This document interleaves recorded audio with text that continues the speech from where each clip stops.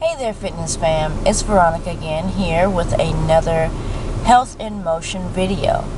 I recently got some feedback from one of the viewers that he wanted me to go into some deeper topics, like the healthcare in America. So one of the things that he brought up that he would like me to discuss a bit more is the cost of healthcare. Everybody who is barely insured, underinsured, or not insured at all really feels that pinch. And I know this sounds a little extreme, but it's why do we have to pay to be healthy? Why can't we just be healthy? It makes me think about the old rulers in England, or maybe even other countries out there, where the rich were fat.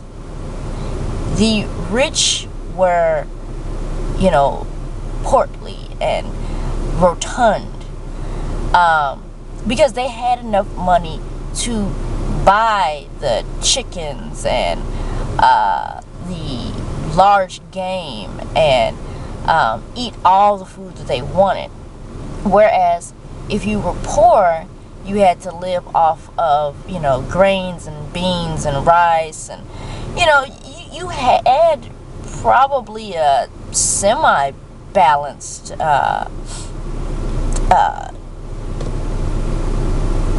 meals, but you weren't, it was probably more lean muscle on you. You probably worked, in your own farm, and where this rich king, had people bring him food and drop grapes into his mouth. But today is the reverse. If you have money, you're lean, you're healthy. You don't have extra fat around your waist, giving you that, apple shape.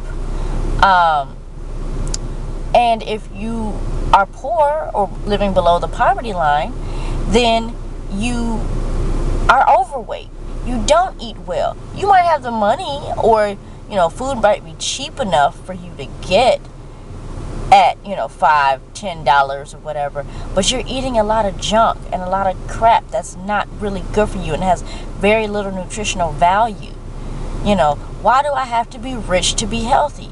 When I was born, I didn't have come out of the womb with $1,000 bills in order to keep my health.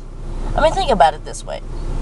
If you went to the nursery to pick up your 1-day-old cute little bundle of joy to bring him or her home, but the only way you could do that was if you paid your doctor's bills or the fees to bring the baby home up front.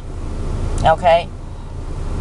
Now, to bring home your bundle of joy costs $5,000 to bring him or her home healthy. But for $2,500, you can bring the baby home. Might be a little colicky, little jaundice maybe, maybe slight breathing problems, doesn't eat well, just all sorts of additional issues that you can live with, but most people would want that healthy, happy bundle of joy to bring home, because they're already going to have issues as a parent trying to adjust and learn the baby's cues and this, that, and the other, on top of having an unhealthy baby. But for the discount, you can get the unhealthy baby. That's essentially what our healthcare system is telling us. For $2, you can get anything off the, two things off the menu meal at McDonald's.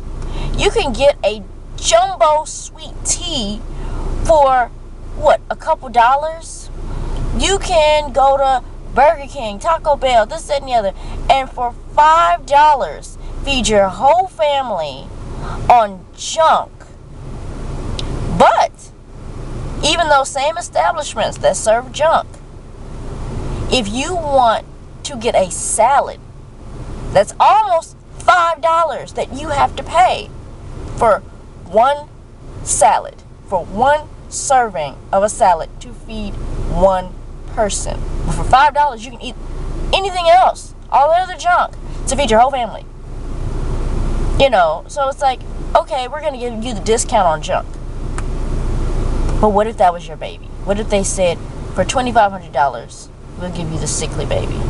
For $5,000, we'll give you the healthy baby. Which baby would you want?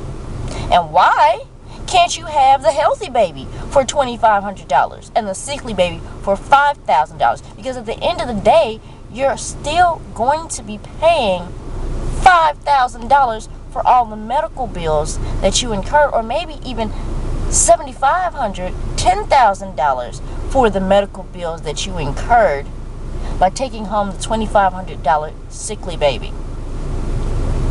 I'm just saying, like right now they're getting us to eat McDonald's, Dollar Menu, Burger King, all these fast food places, but to get some fruits and vegetables, you gotta pay a lot more money that you don't have right now. You can't buy fruits and vegetables on a payment plan. You gotta pay it right then and there at the grocery store. You gotta pay it. So why not flip it? Make eating healthier cheaper, and eating poorly cost more.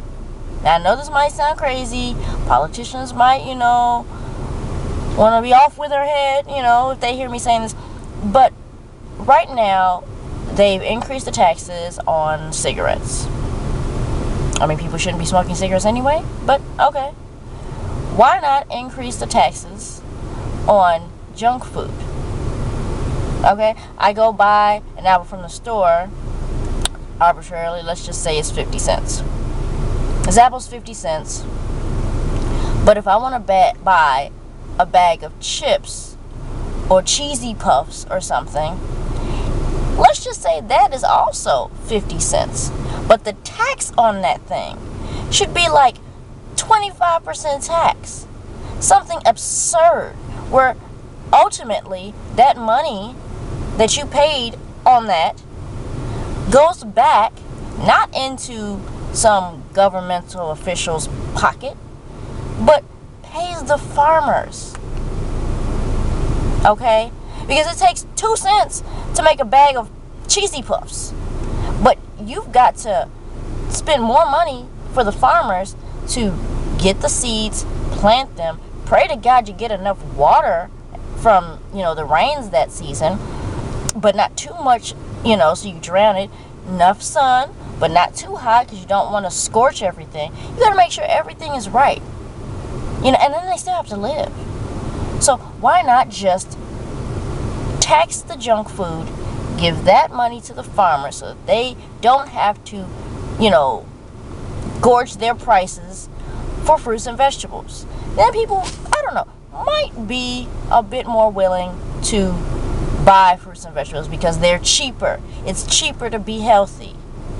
It costs more money at the end of the day, at the 5-10 years from now, when you're paying those medical bills for diabetes, hypertension, high cholesterol, etc., than if you could just get the fruits and vegetables and the good produce up front for cheaper. I think people might be able. I mean, there's still some people who probably, I don't want to eat fruits, I don't want to eat vegetables, I want my cake, whatever. But I think for some people who say that money is an issue, it costs a lot of money to eat healthy. Why not do that? And then it may not cost as much to eat healthy. Alright, that's me getting on my soapbox. But, viewers out there ask for something a little deeper to make you think. And I'm not saying this is a solution. You know, it might be so far-fetched it may not work. I don't know. Who knows? But it gets you to think, and it gets you to say, what can we do about this situation? What can we do about this financial factor into our health and our weight? So anyway, think about it. I'm welcoming your questions, your comments, your suggestions at chicagoherbshop@gmail.com, Facebook page Chicago Herb Shop, and on my Twitter page, because I'm tweetable, as at Chicago Herb Shop. So love you guys so much. Stay healthy. Talk to you guys later.